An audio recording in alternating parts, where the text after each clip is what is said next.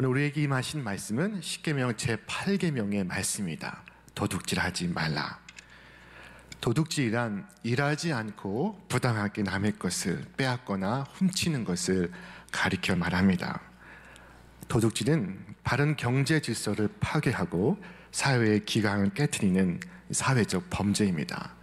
그러므로 어느 사회에서나 도둑질은 금하고 있습니다.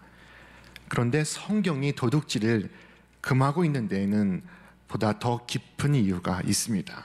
그것은 도둑질이 하나님의 창조 질서를 위반하기 때문에 그렇습니다. 대개 사람들은 태초에 에덴 동산은 일할 것도 없고 일할 필요도 없는 놀고 먹는 곳이었다고 생각을 합니다. 그러나 그렇지 않습니다. 창세기에 기록된 에덴 동산은 결코 무의도식하는 곳이 아니었습니다. 성경은 말씀합니다.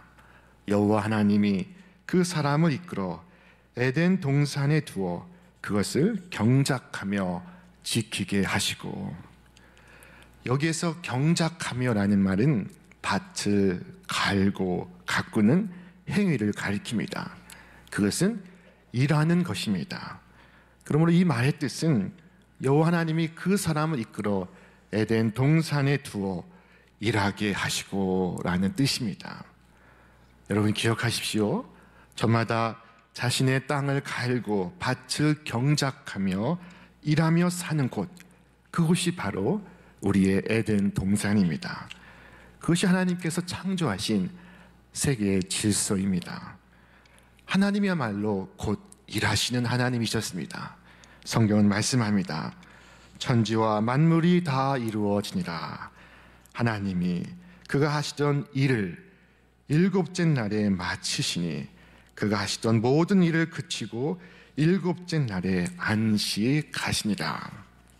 하나님은 6일 동안 일하시고 하루를 쉬고 계셨습니다. 이를 통하여 세상과 인간을 창조하셨습니다. 하나님께서 일을 하셨으므로 일은 거룩한 것입니다. 하나님은 우리 역시 건강과 여건이 허락되는 한 열심히 일하며 살아가도록 하셨습니다. 일은 저주가 아니라 하나님의 축복입니다. 성경은 말씀합니다. 여호와를 경외하며 그의 길을 걷는 자마다 복이 있도다. 네가 네 손이 수고한 대로 먹을 것이라. 네가 복되고 형통하리로다. 저는 이 말씀이 처음에는 축복이 아닐 줄 알았습니다. 손이 수고한 대로 못 먹는 사람이 어디 있을까? 그러나 가만히 생각해 보면 수고한 대로, 노력한 대로 그 대가를 얻을 수 있다는 것은 기가 막힌 축복입니다. 여러분, 수고한 대로 먹지 못하는 사람이 얼마나 많이 있습니까? 노력한 대로 얻지 못하는 경우가 얼마나 많이 있습니까? 그러나 수고한 대로 먹을 것이다. 그것은 얼마나 보람된 인생이겠습니까? 정말로 복되고 형통한 삶이 아니겠습니까?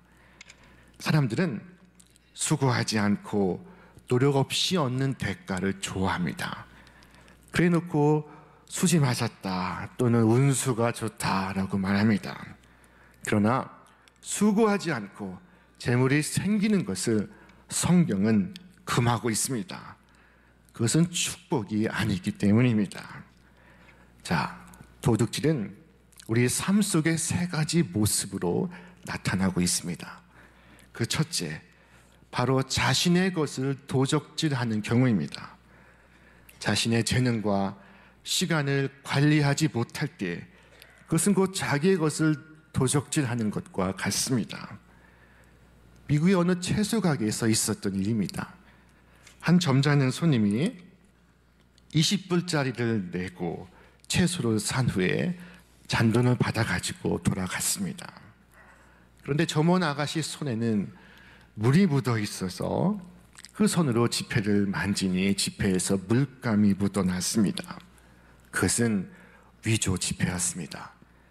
경찰은 범인의 집을 급습해 수색했습니다. 그 사람은 임마누엘 링거라는 유명한 화가였습니다. 그 집에서 몇 장의 그리다만 위조 지폐가 발견되었습니다. 그리고 그림 3점도 발견이 되었습니다. 그것을 공매해서 16,000불을 받았습니다. 한 점에 5,000불 이상을 받은 것입니다. 그러니까 이 사람은 20불짜리 지폐를 그리기 위해 5,000불짜리 그림을 그리는 재능과 시간을 소비했던 것입니다. 그는 자신의 것을 도둑질하였습니다. 자신의 재능과 자신의 삶을 도둑질한 것입니다. 만약 그가 부지런히 일하는 것을 택하였다면 그의 삶이 얼마나 복되고 형통하였겠습니까? 또 어떤 유명한 보석 도둑이 있었습니다. 그는 또한 실력 있는 보석 감정가이기도 하였습니다. 그는 대도 조세형처럼 부잣집이나 유명인만 골라서 털었습니다. 그러다가 누군가의 고발로 체포되어 감옥에서 20년형을 살게 되었습니다. 그리고 세월이 흘러 그는 감옥에서 나와 열심히 일하는 사람이 되었습니다. 그는 고향 사람들의 존경을 받는 모범 시민이 되었습니다. 한 신문 기자가 그에게 찾아와 묻습니다. 당신은 특별히 돈 많은 부자들을 골라 도둑질을 했다는데 누구의 것을 가장 많이 도둑질했습니까? 가장 많이 당한 사람이 누구입니까? 그는 한참 고개를 숙이고 생각에 잠겨 있다가 말을 합니다. 가장 많이 당한 사람은 바로 나 자신이었습니다. 내 능력, 내 노력, 그리고 내게 주어진 소중한 시간을 낭비했습니다. 자, 그는 누구보다도 자신의 재산을 가장 많이 훔친 사람이 되었습니다. 그는 어리석게도 자신의 삶을 도적질했던 것입니다. 그러므로 성경은 말씀합니다. 게으른 자여, 개미에게 가서 그가 하는 것을 보고 지혜를 배우라. 자, 둘째, 도둑질의 또 다른 형태는 남의 것을 훔치는 것입니다. 레슬리 스레셔가 그린 그림 중에 한 시골 마을에서 어느 한 정육점에 여인이 닭고기를 사는 그 장면을 그린 그림이 있습니다. 자, 정육점 주인이 닭고기를 저울에 달고 있습니다. 장사하는 분과 고객이 저울을 가운데 두고 야릇한 미소를 짓고 있습니다. 주인은 손가락으로 저울을 아래로 누르고 있고 손님은 손가락으로 저울을 위로 떠받치고 있습니다. 말하자면 서로 저울을 속이고 있는 중입니다.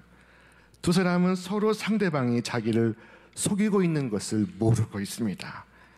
자, 이것은 서로 속고 속이며 살아가는 현대인의 모습을 풍자한 그림입니다.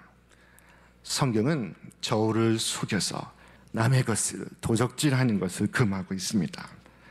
당신들은 주머니에 크고 작은 다른 저울추를 2개 가지고 있어서는 안 됩니다. 당신들의 집에 크고 작은 다른 되가 2개 있어서도 안 됩니다. 당신들은 바르고 확실한 저울추와 바르고 확실한 되를 사용하십시오. 자, 집에 저울추가 2개 있어서 어떤 때는 큰 것을, 어떤 때는 작은 것을 사용하지 말라고 하시는 것입니다. 속임수로 상대방의 것을 빼앗지 말라고 말씀합니다. 오늘 사람들은 한결같지 않은 추를 사용하고 있습니다. 여러분, 혹시 이런 말 들어본 적 있습니까? 자, 여기에 당신을 위한 좋은 계약이 있습니다. 저 경기도 바로 저곳에 아주 예쁘고 조그마한 땅이 있습니다. 큰 투자 가치가 있고 은퇴 휴양지로는 적임입니다. 곧 개발되어 땅값이 오를 전망입니다. 그러나 그는 그 부동산이 맹지라는 사실을 말해주지 않습니다. 맹지는 사방이 닫혀 있어서 건물을 세울 수 없는 곳을 가리킵니다. 그것은 접근할 수 없는 곳입니다. 그곳에는 건축 허가가 나오지 않습니다. 제8계명은 정당한 대가를 지불하고 그리고 정당한 이윤을 얻을 것을 말씀하고 있습니다. 자, 성경은 이르기를 너희는 재판할 때나 길이나 무게나 양을 잴 때 불의를 행하지 말고 공평한 저울과 공평한 추와 공평한 에바와 공평한 흰을 사용하라. 너희는 내 모든 규례와 내 모든 법도를 지켜 행하라. 나는 여호와이니라. 자, 도둑질의 세 번째 경우는 하나님의 것을 도둑질하는 것입니다. 사람이 하나님의 것을 도둑질할 수도 있을까요? 성경은 말씀하고 있습니다. 우리 함께 읽겠습니다. 사람이 어찌 하나님의 것을 도둑질하겠느냐? 그러나 너희는 나의 것을 도둑질하고도 말하기를 우리가 어떻게 주의 것을 도둑질하였나이까 하는도다. 이는 곧 11조와 봉헌물이라. 자, 이 11조는 세상의 모든 것이 다 하나님의 것이라는 신앙에서 출발합니다. 땅도 하나님의 것이요 산과 들의 모든 짐승도 하나님의 것입니다. 하나님께서 모든 것의 주인이 되십니다. 구약 성경 출애굽기 19장은 이르기를 세계가 다 내게 속하였나니 말씀하시고, 신약 성경 고린도전서 10장에서는 이르기를 이 땅과 거기 충만한 것이 주의 것이니라 라고 말씀합니다.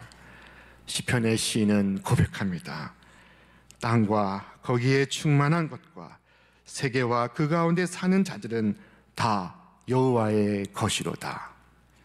자, 재물과 시간과 나의 생명과 나의 자녀는 원천적으로 하나님의 것입니다. 하나님은 존재하는 모든 것의 주인이시고 사람이 소유하는 모든 것은 하나님의 것이요 하나님께서 이 땅에 살아가는 동안 빌려주신 것입니다. 하나님께서 인간에게 주신 것 가운데 10분의 1을 원래의 주인이신 하나님께 드리는 것이 바로 11조의 정신입니다. 성경은 말씀합니다. 땅의 10분의 1, 곧 땅의 곡식이나 나무의 과실이나 그 10분의 1은 여호와의 것이니 여호와께 성물이라. 자, 11조는 내 것의 10분의 1을 드리는 것이 아니라 오히려 하나님의 것 10분의 9를 받는 과정입니다. 모든 것이 주님께로부터 온 주님의 것이기 때문입니다. 세상의 모든 것이 하나님께 속하였다는 것을 기억하시기를 바랍니다. 내가 소유한 모든 것이 내 것이라고 착각하는 사람들은 11조로 이해하기가 대단히 어렵습니다. 11조는 돈이 아니라 고백입니다. 나는 전능하신 아버지 하나님, 천지의 창조주를 믿습니다. 주님은 나의 주요, 나의 창조주이십니다.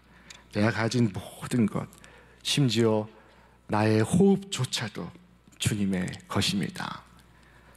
자, 그러므로 이 제8계명은 나의 하나님, 나의 창조주 하나님을 도둑 맞지 말라는 말씀입니다. 자, 그러면 이 제8계명을 지키기 위해 어떤 방법이 있겠습니까?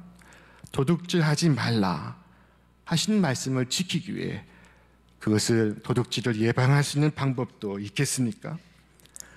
성경의 두 가지 권고를 생각하면서 오늘 말씀을 마치겠습니다. 첫째, 자족할 수 있어야 합니다.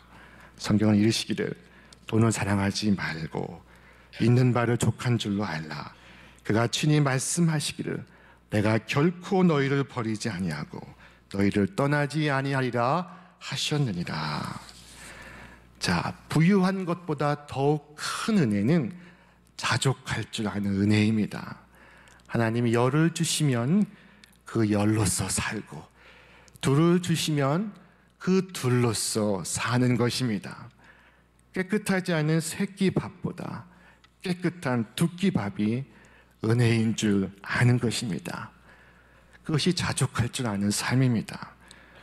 성경은 말씀합니다. 우리가 세상에 아무것도 가지고 온 것이 없음에 또한 아무것도 가지고 가지 못하리니 우리가 먹을 것과 입을 것이 있은즉 족한 줄로 알 것이니라.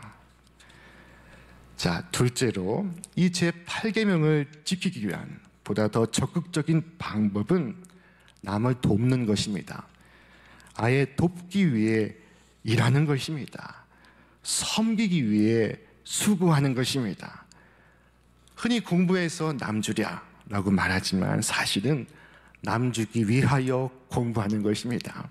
성경은 말씀합니다. 도둑질하는 자는 다시 도둑질하지 말고 돌이켜 가난한 자에게 구제할 수 있도록 자기 손으로 수고하여 선한 일을 하라. 자, 수고를 하는 목적은 가난한 자를 구제할 수 있기 위하여 선한 일을 할 수 있기 위하여 하는 것이라고 말씀하고 있습니다. 내가 수고해서 일하는 그 이유는 소유하기 위함이 아니라 가난한 자를 구제하기 위함입니다. 자, 이 제8계명은 도둑질하지 말라 하신 계명을 넘어서 도둑질 당하지 말라라고 말씀하고 있습니다. 여러분, 어떻게 우리가 도둑질 당하지 않을 수가 있겠습니까? 성경이 말씀합니다. 우리 같이 읽겠습니다. 너희를 위하여 보물을 땅에 쌓아두지 말라. 거기는 좀과 동록이 헤하며 도둑이 구멍을 뚫고 도둑질하느니라. 오직 너희를 위하여 보물을 하늘에 쌓아두라. 거기는 좀이나 동록이 헤하지 못하며 도둑이 구멍이 뚫지도 못하고 도둑질도 못하느니라. 주님은 도둑질 당하지 않기 위하여 보물을 하늘에 쌓아두라 말씀하십니다. 뒤집으면 그렇게 하지 않을 경우 그의 인생은 도둑 맞을 가능성이 높다는 것입니다. 오늘 우리는 어떻습니까? 오늘 나의 일을 소홀히 함으로써 나의 생을 도적질하고 있지는 않습니까? 하나님께서 나에게 주신 은혜에 대하여 인색함으로써 하나님의 것, 이웃의 것을 도적질하고 있지는 않습니까? 우리에게 혹 불의로 취한 것이 있다면 그것을 돌려놓을 때 구원의 큰 기쁨과 은총이 임합니다. 우리 교회 3대 목사님이신 정진경 목사님은 기도하시다가 중생을 체험하셨습니다. 구원과 영생을 확신하는 거듭남을 경험하셨습니다.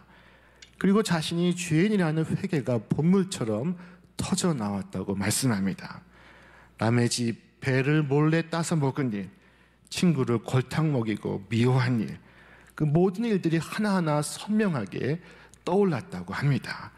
그리고 진심으로 회개의 눈물을 흘리셨습니다.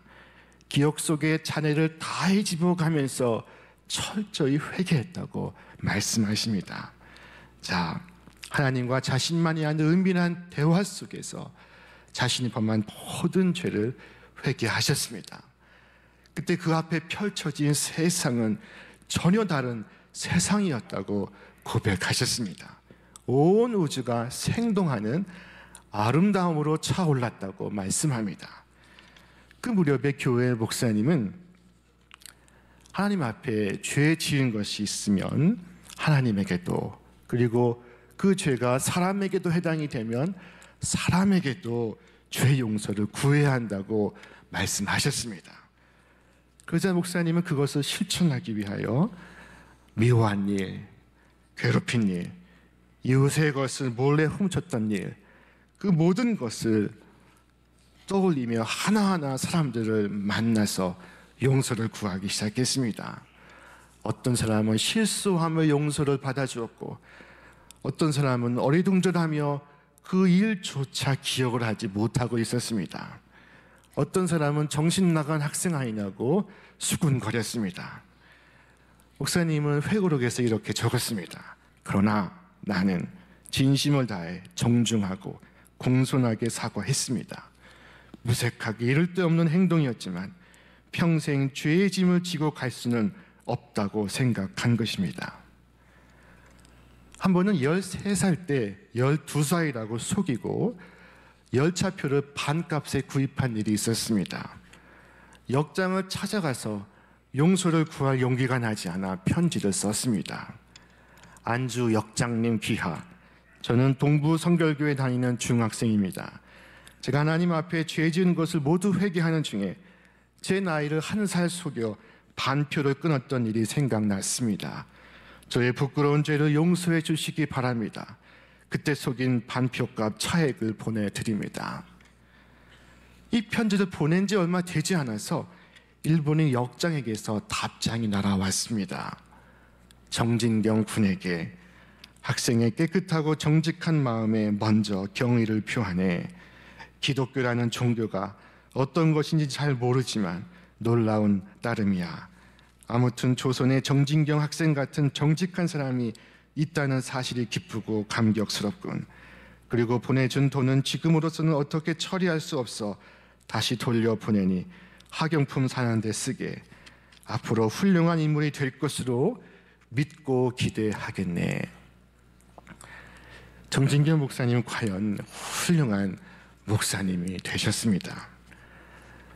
자, 1907년에 한국 교회에 놀라운 부흥이 있었습니다. 1907년 1월 14일 오후 7시 평양 장대현 교회 예배당에서 길선주 장로가 1,500명 회중 앞에서 눈물로 흐느끼며 고백하기 시작했습니다. 나는 아간과 같은 자입니다. 나 때문에 하나님께서 우리를 축복하실 수 없었습니다. 약 1년 전에 임종을 앞둔 친구가 나를 자신의 집에 불러 부탁했습니다. 이보게, 나는 곧 세상을 떠날 것 같네. 내 안에는 그만한 능력이 없으니 자네가 내 재산을 정리해 주면 좋겠네. 난 그 부인의 재산을 관리하던 중에 욕심에 눈이 멀어 부인의 돈 100원을 사취했습니다. 나는 하나님의 일을 방해했습니다. 내일 아침에는 그 돈을 미망인에게 돌려주겠습니다. 자, 이 길선주 장로가 통안에 회개를 하자 그 자리에 있던 신자들과 또 외국인 선교사들도 연속해서 회개하기 시작했습니다. 이 회개가 새벽 2시까지 이어졌습니다. 선교사들은 자신의 교만을 회개했고 교인들은 선교사에 대한 미움을 회개했습니다.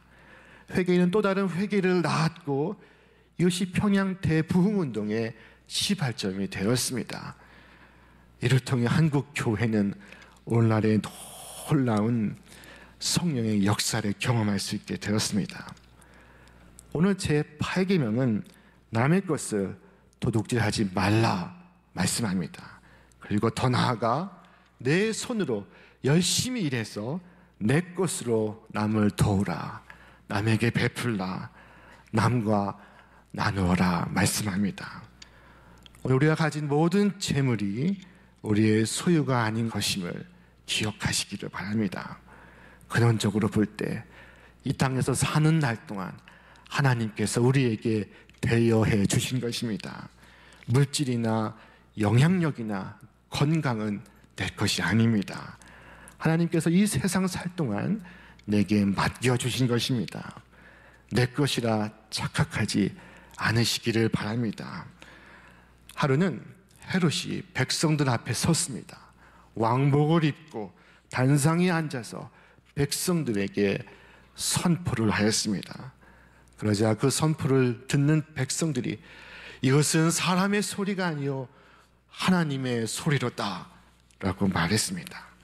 성경은 말씀하기를 헤롯이 영광을 하나님께 돌리지 아니하므로 주의 사자가 곧 친히 벌레에게 먹혀 죽으니라. 자, 하나님이 주셨는데 내가 한 것처럼 하나님께 영광을 돌리지 않을 때 그것은 하나님의 영광을 가로채는 도둑질인 것입니다. 하나님이 우리에게 은사를 맡기고 물질을 맡기고 시간을 맡기신 것은 나누라 하는 뜻입니다. 남의 것에 손 안 댄 걸로는 충분하지 않습니다. 제 8계명은 한 걸음 더 나아가 내 것을 나눌 수 있을 때 비로소 지킬 수 있는 계명입니다. 오늘 여러분, 나 자신의 마음을 살펴서 돈이나 물건이나 시간이나 어느 부분에 가장 큰 유혹을 받는지 생각해 보시기를 바랍니다. 그리고 그것을 지나치다 싶을 만큼 나누는 습관을 길러보시기를 바랍니다.